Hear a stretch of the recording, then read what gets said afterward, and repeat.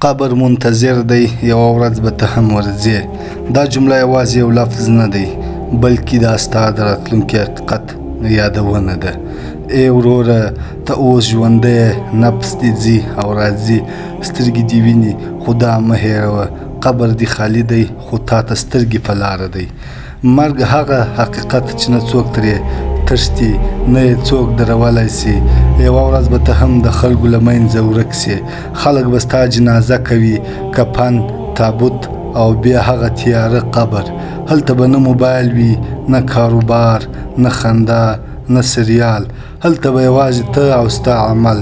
که د خیر ژوند دې تېر کړی و، قبر به دې د جنت باغ وي. خو که دې د ګناهونه ژوند تېر کړی وي، قبر به دې د دوزخ کنده وي. ملایکې به راځي، پوښتنه به کوي، رب دې څوک دی، دین دې څه و، پیغمبر دې څوک و.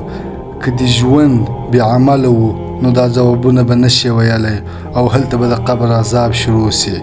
ای مومنه وروره، تر هغه مخکې چې دا نفس دې بند شي، تر هغه مخکې چې دا سترګې دې پټې شي، تر هغه د مخه چې دا وجود دې خاورو ته وسپارل شي، توبه وکړه، لمونځ وکړه، خیر خپور کړه.